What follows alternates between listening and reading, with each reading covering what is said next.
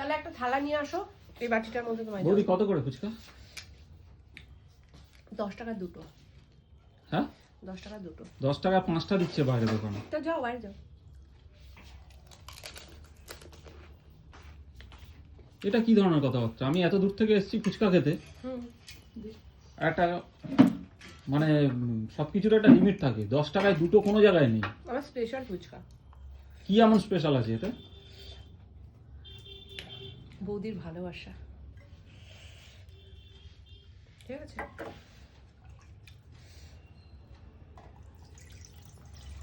খাবে কি? খাবো বলেই তো দাঁড়িয়ে আছি। তাহলে দুটোই হবে, কিন্তু 5টা হবে না। তাই হোক, ঠিক আছে, তাই হোক। ওকে, তাহলে তাই দেবো। হুম, না, আলু ছাড়া কিন্তু, থালা দেন। আলু ছাড়া, জল ছাড়া। আলু দিয়ে আর জল দিয়ে কত? 10 টাকার একটা? 10 টাকার হাফ।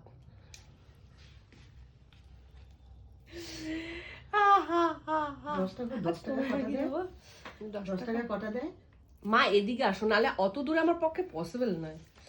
বাটি দে না। আরে বাটি তো দেবো, এবার ফুচকাটাও কি জলের মধ্যে দেবো তোমার? এইখানটায় বসো, বুঝতে হবে নাকি? তাহলে দাঁড়িয়ে খাও। কি অশান্তির কথাবার্তা, দাঁড়িয়ে খাও। কারণ ফুচকাগুলো তো এখানে, আমি তোমার আলাদা ওরকম ভাবে দেবো কি করে? নাও দাও আমায় 10 টাকার একটা দাও, খেয়ে চলে যাই। একটু আগে জল টাকা, দাও, একটু। আগে হ্যাঁ খেয়ে টাকা। দিচ্ছি তো। এরকম কোনো জায়গায় নিয়ম নেই, ফুচকা খাওয়ার পরেই মানুষ টাকা দেয়। আমার বললাম না স্পেশাল। দু বুন্দ। কি জল দিলি? যেমন ছ্যাবলা লোক তেমন ছ্যাবলামি করতে লাগে। আমায় বলছে বৌদি 10 টাকার ফুচকা কটা, তাহলে আমি কি ওর বৌদি হই? তো সেরকমই ট্রিট করতে হবে। ইয়ার কি? কেমন বানিয়েছো বলো? আপনি বলুন কেমন বানিয়েছি আমি? এত দূর থেকে ফুচকা খেতে এসেছেন।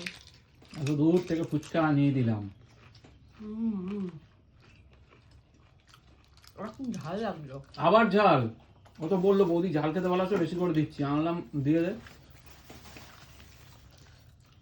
না না খাও। আর খাও না। খুব ভালো বানায়নি আজকে, তাই না?